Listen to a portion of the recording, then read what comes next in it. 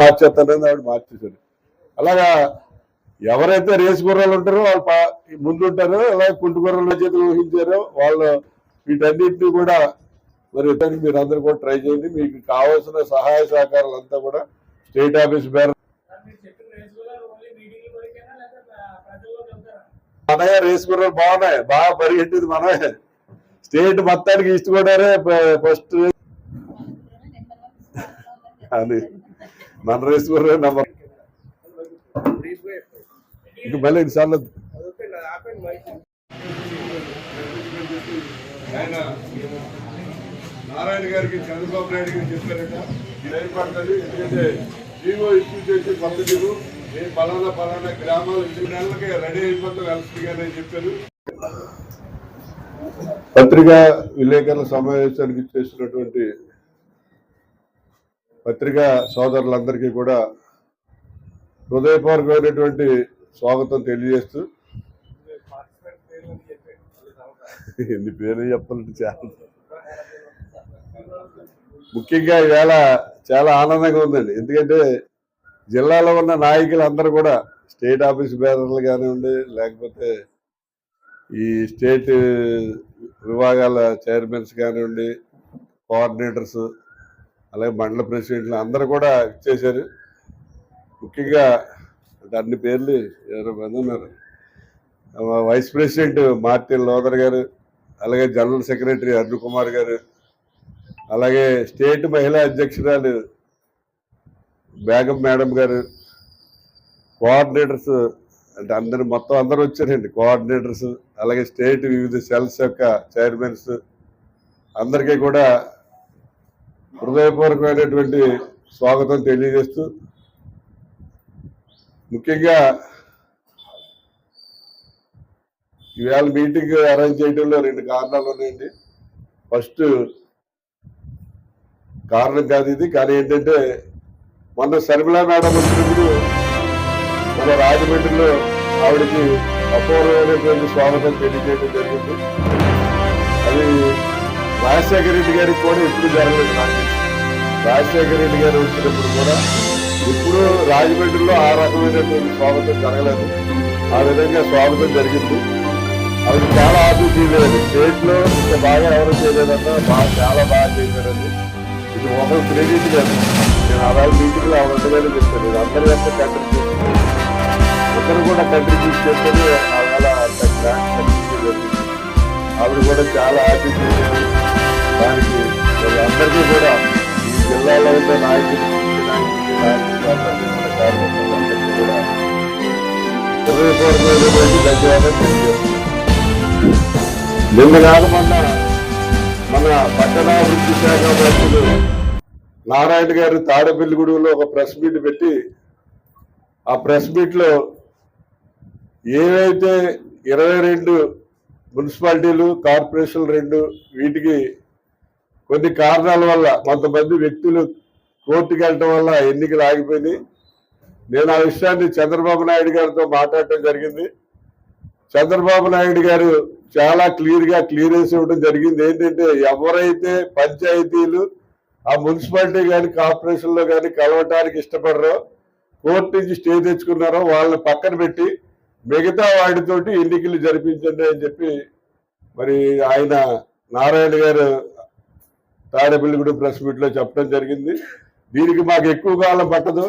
ఎందుకంటే స్టే తెచ్చుకున్న గ్రామాలను తొలగించి ఎవరైతే ఇష్టపడి విలీనానికి అంగీకరిస్తారో ఆ గ్రామాలతో కలిపి ఒక జీవో ఇష్యూ చేసి ఒక 3 నెలల్లో ఎలక్షన్ పెడతామని చెప్పి ఆయన తాడేపల్లిగూడెం ప్రెస్ మీట్ లో చెప్పారు.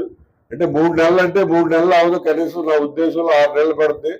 బహుశా నవంబరు డిసెంబర్ నాటికి మున్సిపాలిటీలకి మిగిలిపోయిన కార్పొరేషన్లకే ఎన్నికలు జరిపే విధానం ఉంది. కాబట్టి మనం కాంగ్రెస్ పార్టీ నుంచి ఇప్పటి నుంచి కూడా మనం సన్నద్ధత వహించి దాన్ని ప్రిపేర్ అవ్వాలనే ఉద్దేశం ఒకటి నంబర్ 1.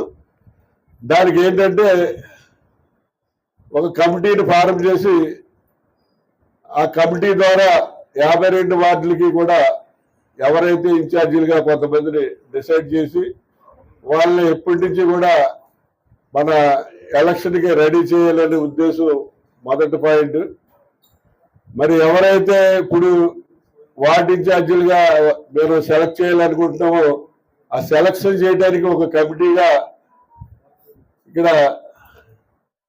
రాజమండ్రిలో ముఖ్య నాయకులైనటువంటి మరి స్టేట్ సెక్రటరీ ఏమవుతున్నా మన బెజవాడ రంగ, అలాగే రాజమండ్రి సిటీ ప్రెసిడెంట్ అబ్దుల్ షరీఫ్, ఆయనకి యాక్సిడెంట్ అయిందండి, కాలు చేయి ఫ్రాక్చర్ అయింది, ఒక 3 వారాల్లో రన్నింగ్లో వస్తాడు ఆయన.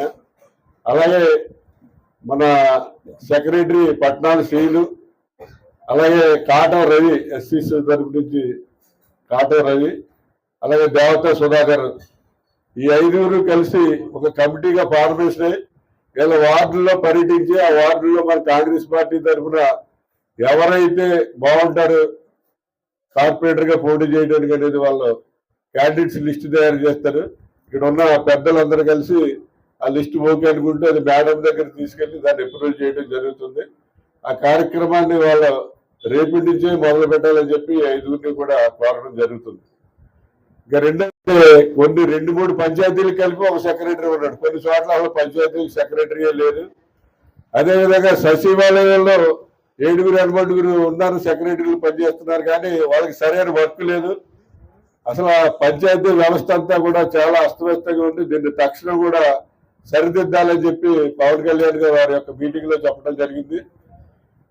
దాంట్లో ఏంటంటే యాక్చువల్ గా పంచాయతీ ప్రెసిడెంట్లు కాల పరిమితి ఫిబ్రవరితో అయిపోతుంది. 2026 ఫిబ్రవరితో వాళ్ళ కాల పరిమితి అయిపోతుంది. గవర్నమెంట్ కి ప్రభుత్వం వారు 6 నెలల ముందే ఎలక్షన్ జరిపే అధికారం ఉంటుంది.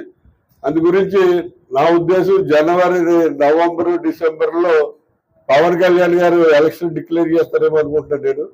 ఆయన కూడా వాళ్ళ యొక్క ఇంటర్నల్ మీటింగ్ లో అదే డైరెక్షన్ ఇవ్వడం జరిగింది. మన పంచాయతీ వ్యవస్థను పూర్తిగా ప్రక్షాళన చేయాలంటే ముందు ఉన్న ఇవన్నీ కూడా ఎలక్షన్ పెట్టి ప్రతి పంచాయతీకి కూడా ఈ సచివాలయంలో ఉన్నటువంటి సెక్రటరీస్ ని అన్ని పంచాయతీలకి చిన్న మేజర్ పంచాయతీ, మిడిల్ పంచాయతీ, అలాగే 1, 2, 3 కేటగిరీలకి తిరగొట్టి వాళ్ళకి స్టాఫ్ ని కేటాయిద్దాం, ఈ సచివాలయం వాళ్ళందరినీ కూడా అక్కడ ట్రాన్స్ఫర్ చేద్దామని చెప్పి ఆయన చెప్పడం జరిగింది. కాబట్టి పంచాయతీలకి కూడా బహుశా నవంబర్, డిసెంబర్, మ్యాక్సిమం ఫిబ్రవరి లోపలనే వచ్చే సంవత్సరం అంటే 2026 ఫిబ్రవరి లోపలనే పంచాయతీలకు కూడా ఎన్నిక పెట్టడం జరుగుతుంది. మోస్ట్లీ నేను అనుకోవడం నవంబర్, డిసెంబర్లోనే ఇది జరిగే అవకాశం ఉంది. కాబట్టి దానికి కూడా మరి ఎవరైతే అసెంబ్లీ కోఆర్డినేటర్ ఉన్నారో అలాగే ఎవరైతే మండల ప్రెసిడెంట్లు ఉన్నారో వాళ్ళిద్దరూ కూడా బాధ్యత తీసుకుని ఇప్పటి నుంచి కూడా మరి ప్రతి పంచాయతీలోనూ మన క్యాండిడేట్ ఎవరు, మనం ఏ రకంగా అతనికి తరఫీదు ఇవ్వాలని చెప్పి క్యాండిడేట్లు లిస్టు తయారు చేస్తే ఆ క్యాండిడేట్లకి ఎవరైతే పంచాయతీ ప్రెసిడెంట్లుగా మీరు సెలెక్ట్ చేశారో వాళ్ళకి ఇక్కడ రాజమండ్రిలోనే ట్రైనింగ్ ఇవ్వడం కూడా జరుగుతుంది. ఎలక్షన్ ఓటింగ్ ఎలా చేయించుకోవాలి, అలాగే ఏ రకంగా మనం క్యాంపెయిన్ చేయాలి ఏంటి అనే విషయాల మీద, అలాగే మన కాంగ్రెస్ పార్టీ హిస్టరీ, అలాగే ఎలాగా మన పథకాలు ముందుకు తీసుకెళ్ళాలి, మన అహ్మదాబాద్ లో చేసిన తీర్మానాలు ఏ రకంగా తీసుకెళ్లాలనే అన్ని విషయాల మీద వాళ్ళకి ట్రైనింగ్ ఇవ్వడం కూడా జరుగుతుంది. ఆ ట్రైనింగ్ కి మన జీవి హర్ష కుమార్ గారు ఎంపీ, ఎక్స్ఎంపీ, అలాగే మన ఉండవల్లి అరుణ్ కుమార్ గారు ఎక్స్ఎంపీ, అలాగే స్టేట్ లెవెల్లో ఉన్నటువంటి పెద్ద నాయకులు మన స్టేట్ లో ఉన్నారు కదా